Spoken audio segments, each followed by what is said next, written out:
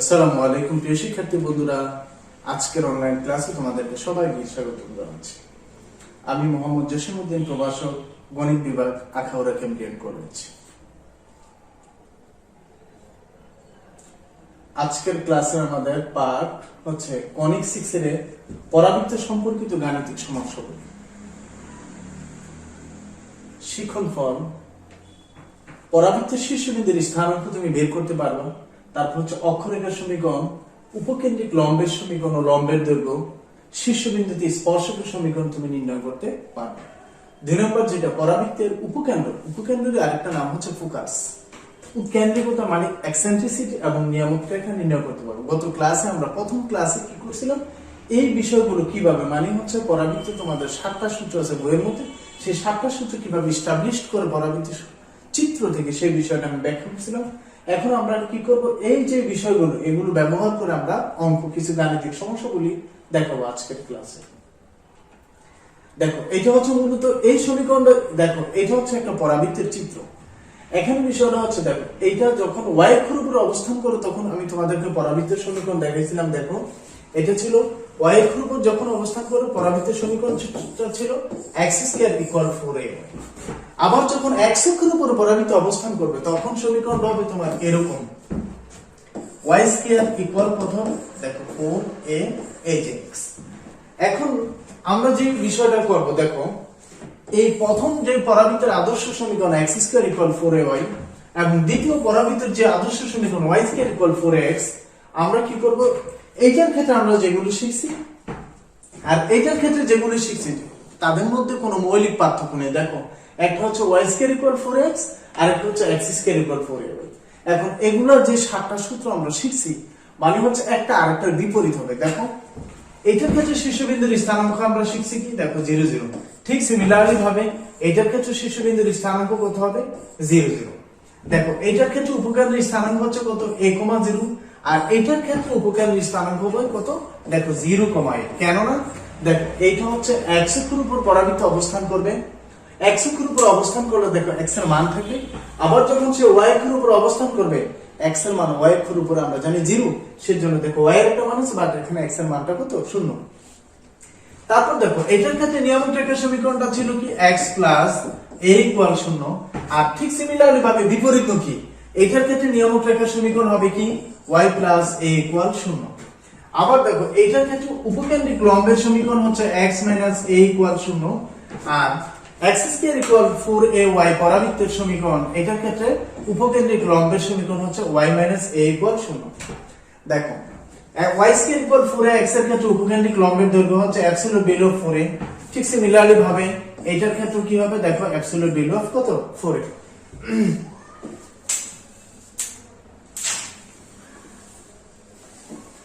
তারপর দেখো এটার ক্ষেত্রে শীর্ষ স্পর্শকের সমীকরণ, অক্ষরেখার সমীকরণ। দেখো এটার ক্ষেত্রে আমরা জানি y = 0 অক্ষরেখার সমীকরণ।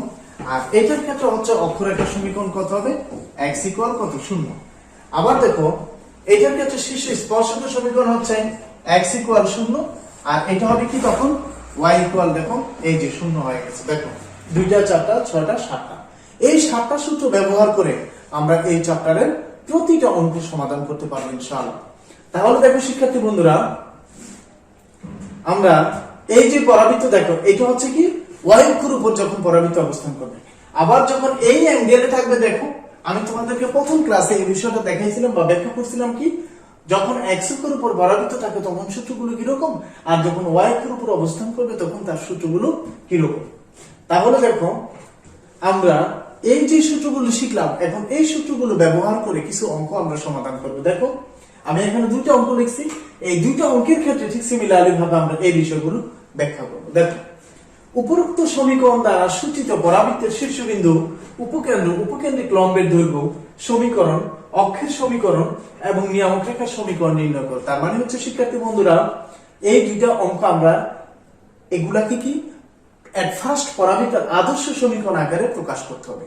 আদর্শ সমীকরণ আকারে প্রকাশ করে সেখান থেকে এই সূত্রগুলো ইউজ করে আমার অঙ্কটা সমাধান করতে হবে। প্রথমে আমরা দেখো 2 নাম্বারটা করব, y² = 2 × x + 3। দেখো প্রথমে আমরা 2 নম্বরটার সমাধান যাব। দেখো y square equal 2 into x plus কত হবে দেখো 3। শিক্ষার্থী বন্ধুরা আমরা জানি y স্কয়ার ইকুয়াল 4x পরাবৃত্তের আদর্শ সমীকরণ, কিন্তু দেখো এখানে x এর সাথে সংজ্ঞা আছে, সেখানে আমাদের ছিল x সম্পূর্ণ ফ্রি মুক্ত ছিল, ঠিক সিমিলারলি ভাবে y ও ঠিক মুক্ত ছিল, কিন্তু দেখো এখানে x এর সাথে একটা সংখ্যা আছে বাট এখানে y এর সাথে কোনো সংখ্যা নেই, মানে y মুক্ত কিন্তু x এর সাথে একটা ধ্রুবক পদ যুক্ত আছে। কিন্তু না, আমরা যখন এটাকে স্ট্যান্ডার্ড সমীকরণ আকারে রিপ্রেজেন্ট করব তখন ডেফিনেটলি ভাবে কি করতে হবে, দুটাকে একদম মুক্ত করে দিতে হবে। সেজন্য আমরা দেখো কি করব, প্রথমে ধরে নিব, দেখো ধরি ক্যাপিটাল X ইকুয়াল কি লিখবো আমরা x প্লাস 3, দেখো ক্যাপিটাল Y ইকুয়াল কি হবে এটা এই স্মল y। তাহলে দেখো এটাকে আমরা কি লিখতে পারি, দেখো এইটাকে যখন আমরা দেখো 2x, এইটাকে যখন আমরা ক্যাপিটাল X, দেখো স্মল x প্লাস 3 কে যখন আমরা ক্যাপিটাল X দ্বারা প্রকাশ করব, এইটাকে যদি আমি স্মল এ রাখি তার মানে হচ্ছে দুইটা দুই রকম হয়ে গেল, তুমি কখনো সূত্র অ্যাপ্লাই করতে পারবে না। তার মানে হচ্ছে তুমি শীর্ষবিন্দুর স্থানাঙ্ক যখন বের করবে তখন দেখো একটা হচ্ছে ক্যাপিটাল X আর একটা হয়ে গেল স্মল y, তার মানে দেখতে জিনিসটা কিরকম হলো, তার মানে তুমি প্রকাশ করতে পারবে না। সেজন্য কোনো একটাকে যখন ধরে নিব ঠিক সিমিলারলি ভাবে ভিন্ন পাশে যেটা থাকবে সেটাকেও তোমার ধরে নিতে হবে। দেখো তার মানে হচ্ছে y স্কয়ার ইকুয়াল কি হবে 2x, কিন্তু শিক্ষার্থী বন্ধুরা আমাদের প্রথম অঙ্কটা ছিল কি y স্কয়ার ইকুয়াল 4x, যেহেতু y এর উপর স্কয়ার আছে তার মানে স্ট্যান্ডার্ড সমীকরণ হবে কি y স্কয়ার ইকুয়াল 4ax। এটাকে যদি আমি দেখো বানাতে চাই তাহলে কি হবে y square equal 4 into 1/2 into কত হবে x। এখানে দেখো এখানে a ইকুয়াল কি হবে দেখো 1 বাই কত এই দেখো এই 2 দিয়ে যদি আমি 4 কে কাটি দেখো এটা কি হয়ে যাবে 2 হয়ে যাবে, মানে আগেরটা 2x হয়ে যাবে। এইজন্য আমি কি করছি হাফ কে a দ্বারা যখন সূচিত করছি তাহলে দেখো এখানে কি চলে আসে ক্যাপিটাল Y স্কয়ার ইকুয়াল কত হবে এই দেখো 4ax। তার মানে কি আমার স্ট্যান্ডার্ড ইকুয়েশন চলে আসছে y স্কয়ার ইকুয়াল 4ax। এখন এই সমীকরণ ব্যবহার করে দেখো আমাকে যে যে বিষয়গুলো আমাদেরকে বের করতে বলছে প্রতিটা জিনিস আমরা বের করতে পারবো। এট ফার্স্ট হচ্ছে দেখো শীর্ষবিন্দুর স্থানাঙ্ক। দেখো শীর্ষবিন্দুর স্থানাঙ্ক আমরা জানি কি শীর্ষবিন্দুর স্থানাঙ্ক আমরা জানি কত দেখো 0,0, মানে হচ্ছে প্রথমে দেখো x এর মান 0 আবার হচ্ছে y এর মান 0। তার মানে আমরা কি লিখবো দেখো ক্যাপিটাল X ইকুয়াল 0, তার মানে হচ্ছে দেখো ক্যাপিটাল X মানে কত ধরে নিছি দেখো x plus 3, small x plus 3 equal কত হবে 0। দেখো small x plus 3 therefore x equal কত পাইছি দেখো এই যে -3 পাইছি। আবার দেখো আমরা কি ধরতে পারি এখানে ক্যাপিটাল Y ইকুয়াল 0। এখন দেখো ক্যাপিটাল Y মানে কি স্মল y ইকুয়াল 0, দেয়ারফর কত হবে y ইকুয়াল কত হবে 0।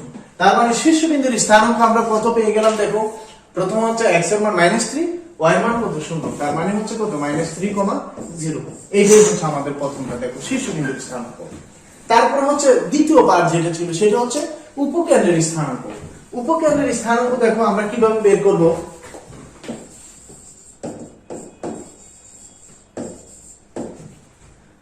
দেখো উপকেন্দ্রের স্থানাঙ্ক আমরা জানি কি a, 0। দেখো y স্কয়ার ইকুয়াল 4x আদর্শ সমীকরণের ক্ষেত্রে আমরা জানি উপকেন্দ্রের স্থানাঙ্ক হচ্ছে a, 0। তার মানে হচ্ছে প্রথমটা হচ্ছে ক্যাপিটাল x ইকুয়াল a। তাহলে দেখো আমরা জানি ক্যাপিটাল x এর মান কত হবে x প্লাস 3 আর a এর মান কত হবে দেখো 1/2। তাহলে দেখো এটাকে কি লিখতে পারি আমি 1/2 মাইনাস কত হবে 3, দেয়ারফর x ইকুয়াল এটাকে যদি আমি লসাগু করি দেখো -5/2 লেখা যায়। তারপরটা দেখো আবার আমরা জানি কি ক্যাপিটাল Y ইকুয়াল কত 0, দেয়ারফর ক্যাপিটাল Y এর মান আমরা জানি কত স্মল y, তার মানে ইকুয়াল কত 0। তার মানে দেখো উপকেন্দ্রের স্থানাঙ্ক আমরা কত পেয়ে গেছি একটা হচ্ছে -5/2 কত হবে এই দেখো 0 হয়ে গেছে। এখন আমরা যে বিষয়টাতে যাব 3 নম্বরটা হচ্ছে উপকেন্দ্রিক লম্বের দৈর্ঘ্যটা কত। দেখো উপকেন্দ্রিক লম্বের দৈর্ঘ্যটা আমরা জানি দেখো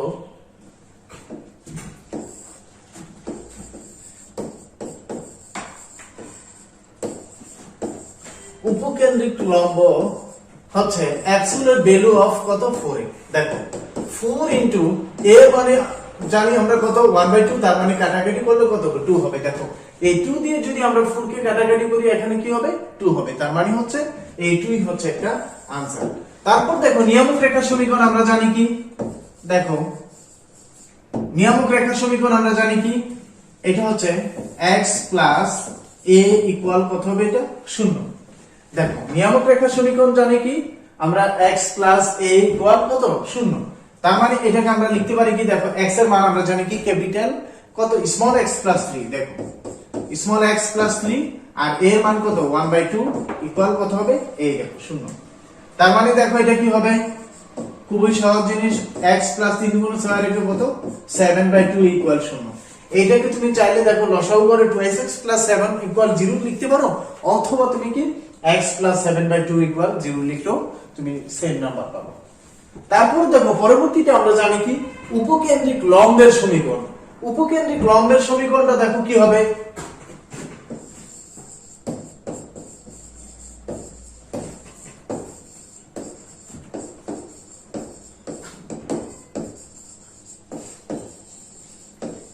উপকেন্দ্রিক লম্বের সমীকরণটা আমরা জানি কি, দেখো সেটা হচ্ছে x মাইনাস a ইকুয়াল কত 0। দেখো x plus 3 minus half equal 0। দেখো এটা কত হবে, x plus 6 minus 1 divided by 2 equal কত 0। তার মানে হচ্ছে দেখো x plus 5 divided by 2 equal কত 0। তার মানে হচ্ছে আমাদের উপকেন্দ্রিক লম্বের সমীকরণ দেখো পেয়ে গেছি এভাবে। তার মানে পরেরটা কি হবে, ঠিক সিমিলার ভাবে অক্ষরেখার সমীকরণ হবে, তারপরেরটা কি হবে শীর্ষে স্পর্শকের সমীকরণ আমরা সিমিলার ভাবে করে দেব। এখন তার মানে হচ্ছে এই পরাবৃত্তের ক্ষেত্রে বিশেষ করে যেগুলো তোমাদেরকে আদর্শ সমীকরণ আকারে প্রকাশ করতে বলবে, ডিরেক্টলি তোমার আদর্শ সমীকরণ দেওয়া থাকবে না, একটু ঘুরানো পেঁচানো দেওয়া থাকবে, সেটাকে তোমার at first y square equal 4ax অথবা তোমার x স্কয়ার ইকুয়াল 4ay আকারে সাজাতে হবে। তারপরে দেখো যে অঙ্কটা আমরা সমাধান করব, দেখো 1 নম্বর অঙ্ক কি, 5x square plus 30x plus 2y plus 59 equal কত 0। এইটাকে এট ফার্স্ট কি করতে হবে, দেখো আমরা বুঝবো কিভাবে এটা কি y স্কয়ার ইকুয়াল 4ax হবে নাকি x স্কয়ার ইকুয়াল 4ay হবে। দেখো শিক্ষার্থী বন্ধুরা, এট ফার্স্ট দেখো 5x স্কয়ার, দেখো শুধুমাত্র x এর উপর স্কয়ার আছে কিন্তু এখনো y এর উপর স্কয়ার নাই। তার মানে আমরা অটোমেটিক্যালি বুঝে যাচ্ছে কি এটার ফরম্যাট হবে x স্কয়ার ইকুয়াল 4ay ফরম্যাটে হবে। তারপরে আমরা এই যে সূত্রগুলো যেগুলো বসে এগুলো আমরা কি করব, অ্যাপ্লাই করব। দেখো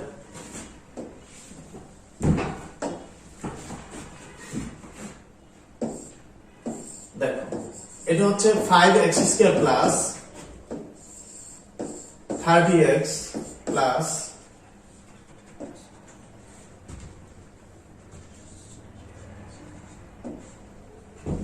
2y প্লাস কত হবে 59 ইকুয়াল এই দেখো। তাহলে দেখো আমি এটাকে কি করতে পারি, দেখো 5x square plus 30x equal দেখো মাইনাস 2y মাইনাস 59।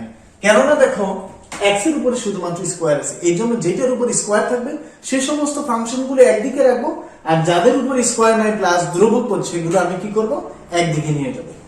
তাহলে দেখো এই দুটার মধ্যে থেকে দেখো আমি একটা 5 কমন নিতে পারি, একটা 5 যদি কমন নেই এটা কি হবে, দেখো x স্কয়ার প্লাস কত হবে 6x, এটা কি হবে দেখো মাইনাস 2y মাইনাস কত হবে 59। এখন দেখো 5 ইনটু এইটাকে যদি আমি স্ট্যান্ডার্ড সমীকরণ আকারে রিপ্রেজেন্ট করতে চাই তাহলে দেখো এটা কি করা যায়, x square plus 2 into x into 3 plus কত হবে এটা 3 স্কয়ার। দেখো এইটাকে আমি যখন সূত্রের মাধ্যমে প্রকাশ করতে যাব 3 3 9, আমি সূত্র প্রকাশ করার জন্য 3 স্কয়ার মানে কত 9, 5 রং কত 45 আমি যোগ করছি। ঠিক সিমিলারলি ভাবে ডান পাশেও আমার কি করতে হবে, দেখো 2y 59 এই দেখো প্লাস 40 কত 5 আমার যোগ করে দিতে হবে। তাহলে দেখো এটাকে কি লেখা যায়, 5 into x plus 3 whole square equal এটা কি হবে দেখো মাইনাস 2y মাইনাস কত হবে দেখো মাইনাস 14 হবে। তাহলে দেখো এখন এটাকে আমরা কি লিখতে পারি, দেখো এখন আমরা লিখতে পারি এখান থেকে 5 into x plus 3 whole square equal minus 2 একটা যদি আমি কমন নেই দেখো কি হবে y প্লাস কত হবে এই দেখো। এখন আমি এটা কি করব, দেখো শুধুমাত্র x প্লাস 3 কে এইদিকে রাখবো হোল স্কয়ার, 5 কে ওই পাশে যদি নিয়ে যাই দেখো এটাকে লেখা যায় মাইনাস 2/5 ইনটু কত হবে এটা y প্লাস কত 7। এখন আমি দেখো কি করব, ঠিক সিমিলারলি ভাবে আগেরটা দেখো, আগেরটার মতো x প্লাস 3 এখানে সিঙ্গেল নাই, তার মানে হচ্ছে এটাকে ক্যাপিটাল X দ্বারা সূচিত করব। ঠিক সিমিলারলি ভাবে দেখো y প্লাস 7 এটাও সিঙ্গেল নাই, এটাকে আমরা কি করব, ক্যাপিটাল Y দ্বারা সূচিত করব। তার মানে দেখো আমরা কি লিখতে পারি, ধরি capital X equal x plus 3 আর ক্যাপিটাল Y ইকুয়াল কি হবে, স্মল y প্লাস কত 7। তাহলে দেখো এটাকে লেখা যাচ্ছে কি,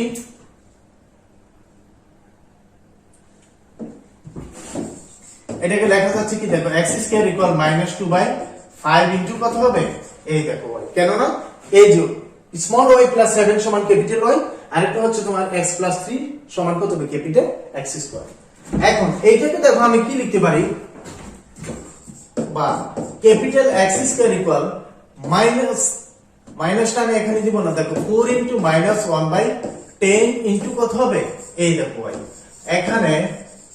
এখানে দেখো a ইকুয়াল কত, -1 কত 10 আমি প্রকাশ করলাম। দেখো এই যে আমি যদি 2 দ্বারা কাটাকাটি করি, দেখো 4 হবে 2 আর হবে কত 10 কে যদি আমি 2 দ্বারা ভাগ করি তাহলে এটা হবে কত 5, তার মানে কত -2/5 চলে আসতেছে।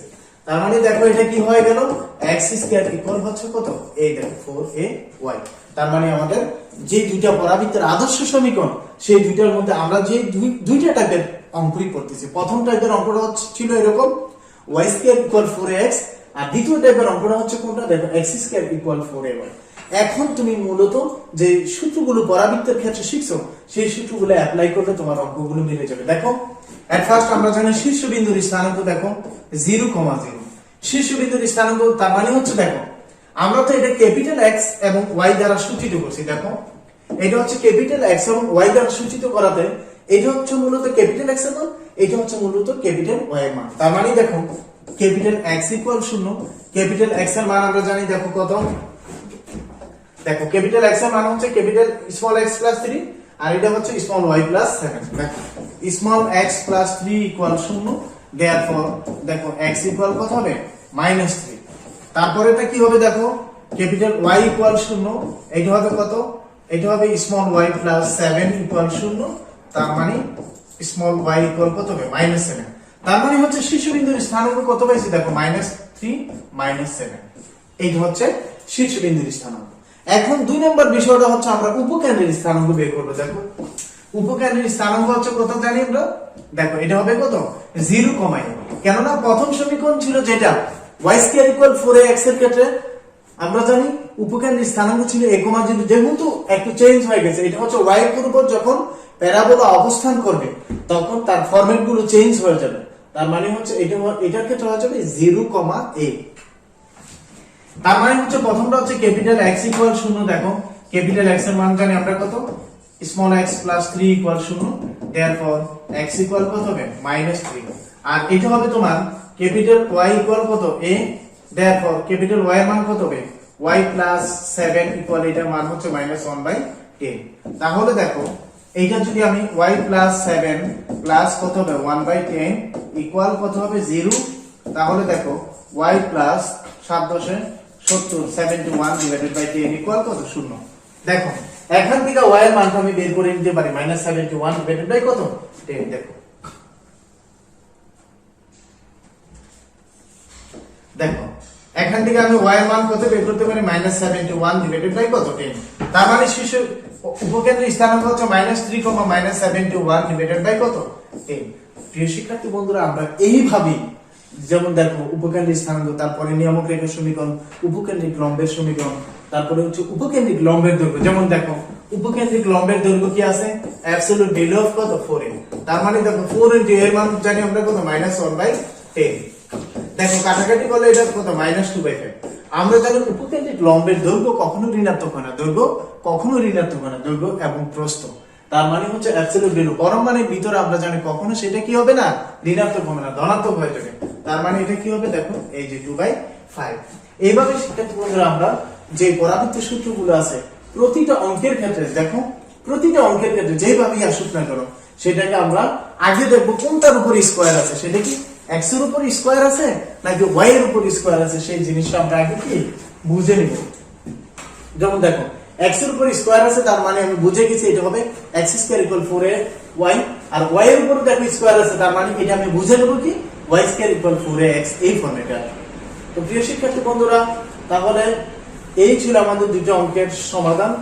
তারপরে দেখো আজকের বাড়ির কাজ হচ্ছে তোমাদের জন্য 5x square plus 15x minus 10 minus 4 এই পরাবৃত্তটা ব্যবহার করে শীর্ষ উপকেন্দ্র অক্ষ নিয়ামক উপকেন্দ্রিক লম্বের দৈর্ঘ্য ও সমীকরণ তোমরা বের করবে। এরকম রিলেটেড তোমাদের বইতে আরো অনেকগুলো অঙ্ক আছে, সেই অঙ্কগুলো তোমরা নিজ দায়িত্বে, মানে হচ্ছে খুবই ভেরি ভেরি ইম্পর্টেন্ট, পরীক্ষায় এগুলো আসে, তোমরা এগুলো করবা। ধন্যবাদ, আজকে এই পর্যন্ত। তো প্রিয় শিক্ষার্থী বন্ধু, তোমরা সবাই ভালো থাকো, সুস্থ থাকো। আল্লাহ।